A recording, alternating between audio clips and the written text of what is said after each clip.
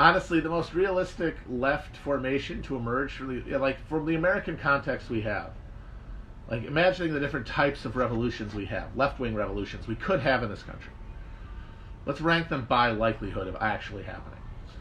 I would say least likely, the suck dem fantasy of a electoral reform, because we know obviously before you get anywhere close to the real engine house of power, the state comes in, the apparatus, first and foremost the capitalist class.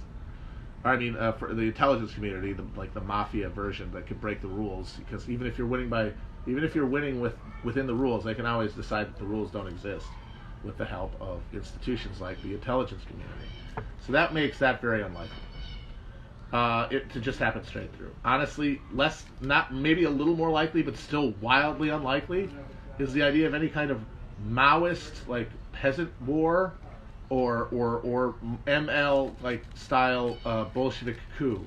Just wildly improbable to me, given the conditions in this country. I mean, we might be neo-peasants, right? Like I've said, that the American lumpen person in this country is basically a medieval peasant in terms of their relationship to each other and media and things like that. Like they're not the industrial subjects that Marx imagined having a revolution.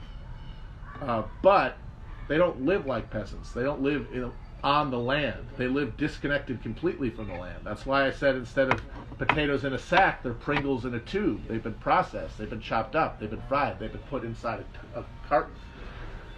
They're totally disconnected from their natural context, so therefore they can't fend for themselves. That makes them vulnerable. It makes them incapable of the type of action where we're talking about that a peasant army could, like those landless Hakka tribesmen of southern China who made up the bulk of anti-imperial insurgencies all through China's history.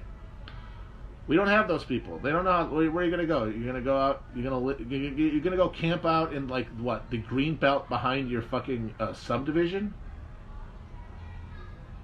You know, you're going to do a defense in depth of the fucking of the House of Yes in Bushwick.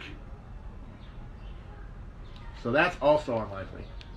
Honestly, still very unlikely, but more likely than either of those is some sort of middle-level free officer coup within the military, like Egypt had with Nasser, or like the Carnation Revolution in Portugal. That's more likely than any of them. Is those icky troops, like some mid-level radicalized officers, sort of like chopping off the head of the snake and instituting some sort of barracks socialism. During a moment of deep crisis.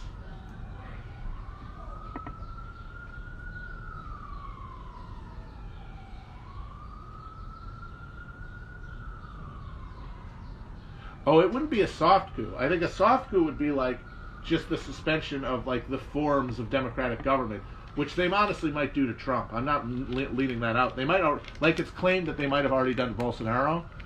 If they haven't done it to Trump yet, they might. And if they do, he would be really relieved, honestly. You don't think Trump would be relieved at this moment? You don't think he's terrified of being president right now?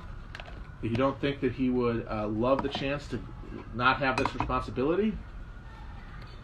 And have the military, his beautiful soldiers? My beautiful soldiers, look at them. Look at the handsome generals. They want to take over. They're saying they can take a nap.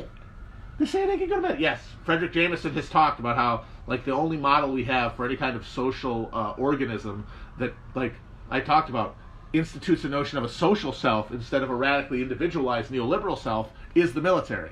It's the only institution. Now, it adds to that, fascistic shit and, a cult of violence and death of worship and imperialism and all that stuff.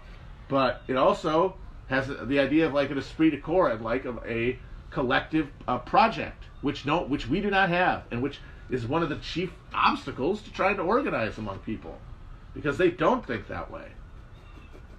I know I don't. I know I struggle to build that notion in my head because it's just not something I'm built into. So yeah, man. The free officers. Are there free officers? Do we got any free officers in the House? are there any free officers who might want to consider like doing like a Smedley Butler type deal? You know, not the business plot, but when he exposed the business plot, if he'd done like a counter business plot. Sadly, I don't really think so. Honestly, I think all the like anti-war, like all the socialist troops are like podcasters.